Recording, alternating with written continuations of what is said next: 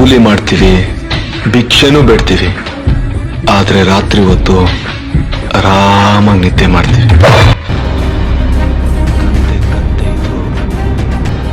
ರಾತ್ರಿ ಹೊತ್ತು ನೆಮ್ಮದಿಯಾಗಿ ನಿದ್ದೆ ಮಾಡಲ್ಲ. ನೋಡಿ, ಹೀಗೆ ರಾತ್ರಿ ಹೊತ್ತು ನೆಮ್ಮದಿಯಾಗಿ ನಿದ್ದೆ ಮಾಡ್ತೀನಿ ಅಂತ ರೀಲ್ಸ್ ಮಾಡಿರುವ ಯುವಕ ರಾತ್ರಿ ನೆಮ್ಮದಿಯಾಗಿ ನಿದ್ದೆ ಮಾಡುವ ಸಮಯದಲ್ಲೇ ಕೊಲೆಯಾಗಿರುವ ಘಟನೆ ಶಿವಮೊಗ್ಗ ತಾಲೂಕಿನ ಸುತ್ತುಕೋಟೆ ಗ್ರಾಮದಲ್ಲಿ ನಡೆದಿದೆ. ಶಿವಮೊಗ್ಗ ತಾಲೂಕಿನ ಆಯನೂರು ಬಳಿ ಸುತ್ತುಕೋಟೆ ಗ್ರಾಮದ 29 ವರ್ಷದ ಪ್ರವೀಣನನ್ನು ನಿನ್ನೆ ಸುಮಾರು ರಾತ್ರಿ ವೇಳೆಗೆ ಮಚ್ಚಿನಿಂದ ಭೀಕರವಾಗಿ ಕೊಚ್ಚಿ ಕೊಲೆ ಮಾಡಲಾಗಿದೆ.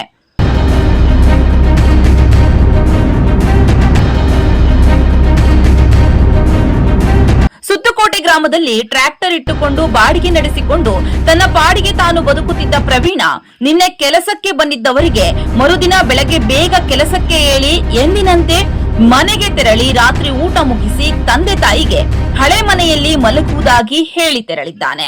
ಪ್ರವೀಣ ಹೇಳಿದಂತೆ ಇಂದು ಬೆಳಗ್ಗೆ ಕೆಲಸಕ್ಕಾಗಿ ಬಂದ ಯುವಕರು ಬಂದು ಪ್ರವೀಣನಿಗೆ ಫೋನ್ ಮಾಡಿದ್ದಾರೆ.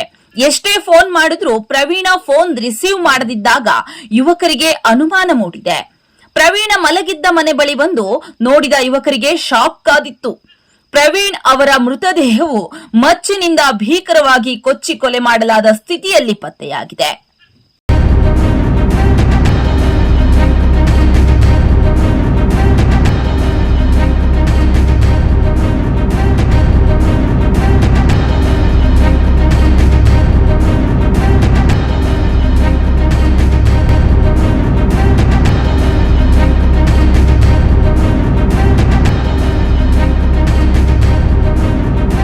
ಸುತ್ತಕೋಟೆ ಗ್ರಾಮದ ಯುವಕ ಪ್ರವೀಣ್ ರವರನ್ನ ಹಳೆ ವೈಷಮ್ಯದ ಹಿನ್ನೆಲೆಯಲ್ಲಿ ಕಿಡಿಗೇಡಿಗಳು ಕೊಲೆ ಮಾಡಿರಬಹುದು ಎಂದು ಪೊಲೀಸರು ಶಂಕೆ ವ್ಯಕ್ತಪಡಿಸಿದ್ದಾರೆ. ಶಿವಮೊಗ್ಗ ತಾಲೂಕಿನ ಕುಂಸಿ ಠಾಣೆಯಲ್ಲಿ ಪ್ರಕರಣ ದಾಖಲಾಗಿದ್ದು ಪ್ರವೀಣ್ ರವರನ್ನ ಕೊಂದವರ ಪತ್ತೆಗೆ ಪೊಲೀಸರು ಬಲೆ ಬೀಸಿದ್ದಾರೆ. ಸುತ್ತಕೋಟೆ ಗ್ರಾಮದ ಯುವಕ ಪ್ರವೀಣನ ಕೊಲೆ ಹಿಂದೆ ವೈಷಮ್ಯ ಅಡಗಿದೆ. ವೈಷಮ್ಯ ಇಟ್ಟುಕೊಂಡವರೇ ಇಷ್ಟಕ್ಕೆಲ್ಲ ಕಾರಣ. ಈ ಹಿಂದೆ ಗ್ರಾಮದ ಯುವತಿಯೊಬ್ಬಳನ್ನ ಪ್ರೀತಿಸಿ ಕರೆದೊಯ್ದಿದ್ದ ವಿಚಾರವಾಗಿ ಕೆಲವರ ಜೊತೆ ವೈಷಮ್ಯ ಇತ್ತು. ಹಳೆಯ ವೈಷಮ್ಯದ ಹಿನ್ನೆಲೆಯಲ್ಲಿ ಕೊಲೆಯಾಗಿರುವ ಶಂಕೆಯನ್ನ ಪ್ರವೀಣ್ ರವರ ಸಹೋದರಿ ಸುಧಾ, ತಾಯಿ ಧನಲಕ್ಷ್ಮಿ, ತಂದೆ ಕುಮಾರಪ್ಪ ವ್ಯಕ್ತಪಡಿಸಿದ್ದಾರೆ.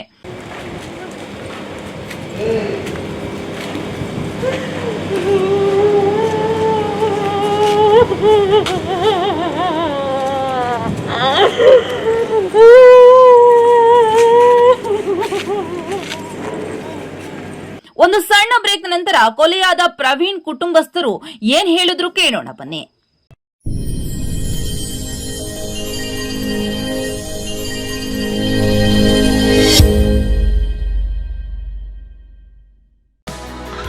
ಶಿವಮೊಗ್ಗ ನಗರದ ಸಾಗರ ರಸ್ತೆಯ ಗಾಡಿಕೊಪ್ಪದಲ್ಲಿರುವ ನಂಜಪ್ಪ ಲೈಫ್ ಕೇರ್ನಲ್ಲಿ ಜೂನ್ 15, 2026ರಿಂದ ಜುಲೈ 18, 2026ರವರೆಗೆ ಬಿನೈನ್ ಪ್ರಾಸ್ಟಾಟಿಕ್ ಹೈಪರ್ಪ್ಲಾಸಿಯಾ ಉಚಿತ ತಪಾಸಣಾ ಶಿಬಿರವನ್ನು ಆಯೋಜಿಸಲಾಗಿದೆ. ಸೋಮವಾರದಿಂದ ಶನಿವಾರದವರೆಗೆ ಪ್ರತಿದಿನ ಬೆಳಗ್ಗೆ 10:30ರಿಂದ ಸಂಜೆ 3:30ರವರೆಗೆ ಈ ಶಿಬಿರ ನಡೆಯಲಿದೆ. 60 ವರ್ಷ ಮೇಲ್ಪಟ್ಟ ಹಿರಿಯರಲ್ಲಿ ಹೆಚ್ಚಾಗಿ ಕಂಡುಬರುವ ಪ್ರಾಸ್ಟೇಟ್ ಗ್ರಂಥಿ ಹಿಗ್ಗುವಿಕೆ ಸಮಸ್ಯೆಗೆ ಪ್ರಖ್ಯಾತ interventional radiologist doctor Nishita SH ಅವರು ಈ ಶಿಬಿರದಲ್ಲಿ ಉಚಿತ ಸಮಾಲೋಚನೆಯನ್ನು ನಡೆಸಲಿದ್ದಾರೆ. ಪದೇ ಪದೇ ಮೂತ್ರ ವಿಸರ್ಜನೆ, ಮೂತ್ರದ ವೇಳೆ ಉರಿ, ಮೂತ್ರದಲ್ಲಿ ರಕ್ತ ಹಾಗೂ ಕೆಳಹೊಟ್ಟ ನೋವಿನಂತಹ ಲಕ್ಷಣಗಳಿರುವವರು ಈ ಶಿಬಿರದ ಸದುಪಯೋಗವನ್ನು ಪಡೆದುಕೊಳ್ಳಬಹುದು. ಹೆಚ್ಚಿನ ಮಾಹಿತಿ ಹಾಗೂ ಅಪಾಯಿಂಟ್ಮೆಂಟ್ಗಾಗಿ ಸಂಪರ್ಕಿಸಿ Nanjappa life care, Gadikoppa, Shivamogga. Mobile ಸಂಖ್ಯೆ 8050616525.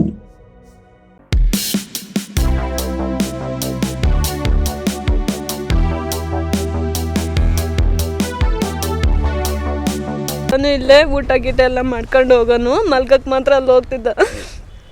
ಇಲ್ಲ ಸರ್, ಬೈಕು ಟ್ಯಾಕ್ಟ್ರಿ ಡ್ರೈವರ್ ಇಟ್ಕೊಂಡಿದ್ದ.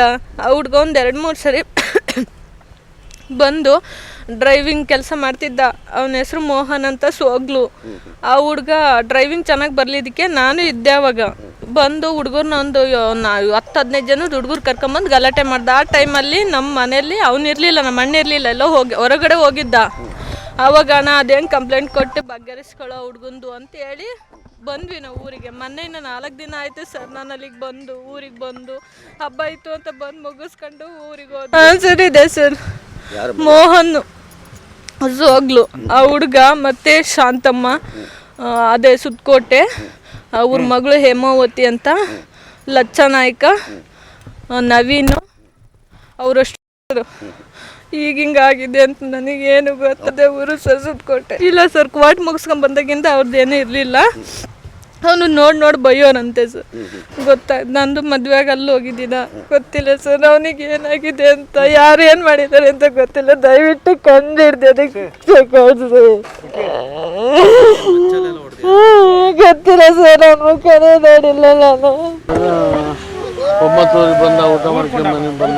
ನಾವು ಅಲ್ಲಿ 2 ಮನೆ, ಒಂದು ಹಳೆ ಮನೆ, ದಿವಸ ಬಂದು ಮನೆ, ಒಂದು 8 ವರ್ಷದಿಂದ ಅಲ್ಲೇ ಮನೆಗೆ ಅದು ಏಟದ್ದು ಬಂದಿಲ್ಲ. ಯಾಕೆ ನನಗೆ ಅನುಮಾನ ಅಂತ, ಯಾಕೆ ಇಷ್ಟಾದ್ರೂ ಬರಲಿಲ್ಲ ಅಂತಂದು ಹುಡುಗರು ಯಾರೋ ಕೆಲಸದವ್ರು ಬಂದು ಕದ ತೆಗೆದು ಹಿಂಗೆ ಆಯ್ತು ಬಂದಿಲ್ಲ. ಆಮೇಲೆ ನಮ್ಮದು ಅನ್ಯಾಯ ಆಗಿತ್ತು ನನಗೆ.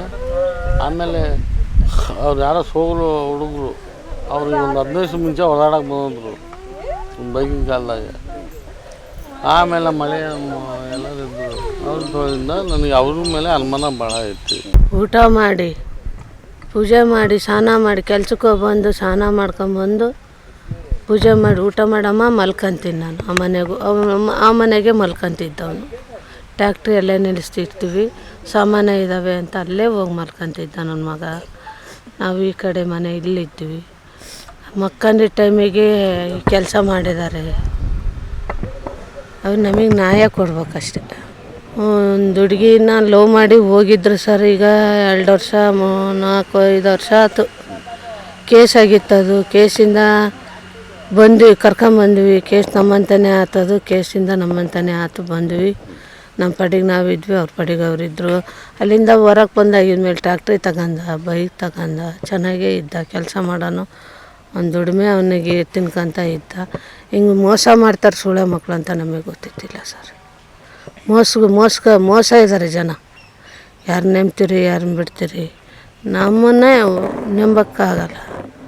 ಆ ರೀತಿ ಆಗೈತೆ. ಇದ್ದಾರೆ ಸರ್ ಎಲ್ಲ ಮನೆಗಳು. ಅಕ್ಕಪಕ್ಕದಾಗ ಒಂಚೂರು ಸೌಂಡ್ ಬಂದಿಲ್ಲ ಸರ್. ಹಂಗೆ ಮಾಡಿದ್ದಾರೆ ಅಂದಾಗ ನಾವು ಯಾರನ್ನ ಕೇಳ್ಬೇಕು ಸರ್? ನಾವು ಯಾರನ್ನ ಕೇಳ್ಬೇಕು? ಒಟ್ಟು ನನ್ನ ಮಗ ನನಗೆ ಬೇಕು ಸರ್. ಒಟ್ಟಾರೆ ಎಲ್ಲವೂ ಬಿಟ್ಟು ತಮ್ಮ ಪಾಡಿಗೆ ತಾವು ಇರೋಣ ಎಂದಾಗಲೂ ಈ ದ್ವೇಷ ಎಂಬುದು ಮತ್ತೆ ಕಿಚ್ಚು ಹಚ್ಚುತ್ತೆ ಅನ್ನೋದಕ್ಕೆ ಇದು ತಾಜಾ ಉದಾಹರಣೆಯಾಗಿದೆ.